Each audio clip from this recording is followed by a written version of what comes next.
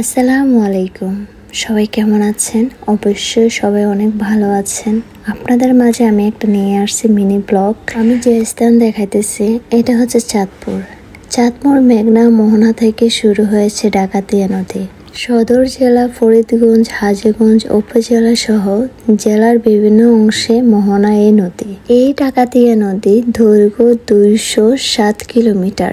বাংলাদেশের কুমিল্লা, চাঁদপুর ও লক্ষ্মীপুর জেলা উপর দিয়ে প্রবাহিত এই নদী ভারতের ত্রিপুরা পাহাড় থেকে উৎপন্ন হয়ে কুমিল্লা, লাকসাম, হাজীগঞ্জ, চাঁদপুর হয়ে মেঘনা নদী মিশেছে। এই নদীটা দক্ষিণে প্রবাহিত হয়ে ফেনী নদীতে মিশেছে।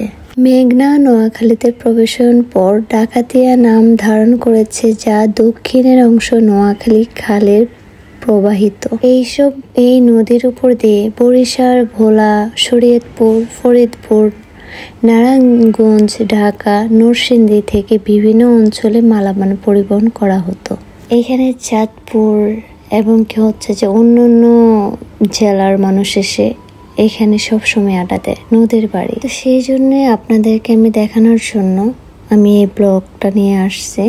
আমি এখানে দীর্ঘ 1 বছর আগে আমি আসছিলাম। তো এই জায়গার মধ্যে অনেক সুন্দর সুন্দর অনেক গাছগাড়া ছিল। তো এখন দেখতেছি যে একদমই নাই। এই নদী বাড়িটা এখন বাসার বাড়ি হয়ে গেছে। তো আপনাদেরকে দেখাবো এখানে কি কি আছে। দেখেন, প্রথমত হচ্ছে যে আমি সামনে দেখতেছি একটা ঝর্ণা, অনেক সুন্দর ঝর্ণা, তাই না? এই ঝর্ণার পাশে আগে দেখছি যে এই ঝর্ণার পাশে যে দেয়ালগুলো দেখছেন, এখানে অনেক বাতি ছিল।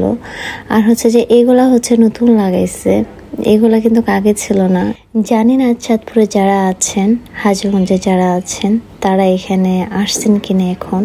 তো এখানে ভিতরে কিন্তু অনেক সুন্দর করছে। এই ঘরটা কিন্তু ছিল না। আমার এই ঘরটা অনেক ভালো লাগছে। কেন জানেন?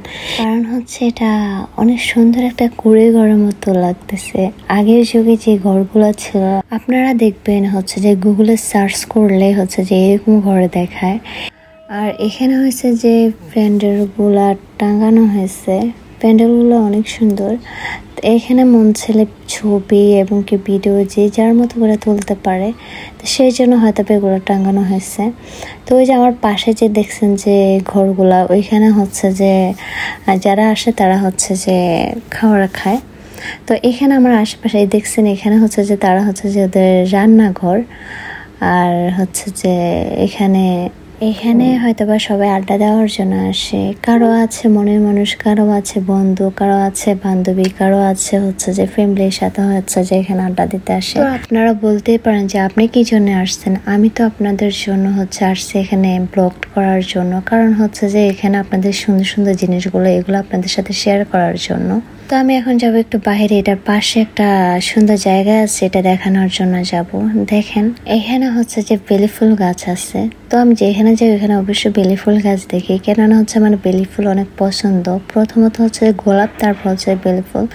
তো এখানে অনেকে ঘুরতে আসে। দেখেন কতজন আসছে মনের মানুষ নেয়া। তো আমি আপনাদের দেখাইতেছি। দেখেন, এই গেটটা আমার অনেক ভালো লাগে। এই গেটটা আমার অনেক ভালো লাগে। কি বলবো, আপনাদের কাছে হয়তো অনেক ভালো লাগে। আমার যেহেতু ভালো লাগে, তো আমি একটা ভিডিও শুট করতেছি, যে দেখি এই ভিডিওটা আমি ছাড়বো তো কেমন লাগে দেখি। তো ভিডিও শুট করলাম, তারপর যে কয়টা পিক তুললাম। আপনাদেরকে আমি একটু ভিতরে দেখাইতেছি। এখানে জানেন, এখানে অনেক সুন্দর জায়গা ছিল। এখানে এখন দেখেন সবাই সংসার বাঁধছে। সংসার বলতে সবাই ঘর দুয়ার সবকিছু করে ফেলছে। এখানে মুরগিও পালে, হাঁসও পালে। আল্লাহ কই যে ভিতরে তাও সুন্দর ছিল। এখানে একদম বাইরে একদম সুন্দর না।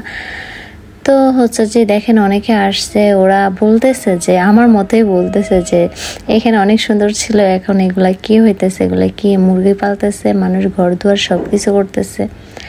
তো আপনারা দেখতেই পাচ্ছেন। তো আর কি করব, বাহিরে আর দেখাইলাম না।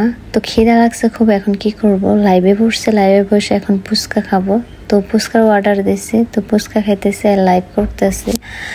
তার ভালো লাগে না, কি করবো। আমি বলি যে না, ভিতরে গিয়ে খাওয়া দাওয়া করে। তো এখন অনেক সন্ধ্যা হয়ে গেছে। তো আমি এখন বাসায় চলে যাব। তো এই ছিল আমার ব্লগ। তো কেমন হয়েছে অবশ্যই আপনারা জানাবেন। তো আল্লাহ হাফিজ, আসসালামু আলাইকুম।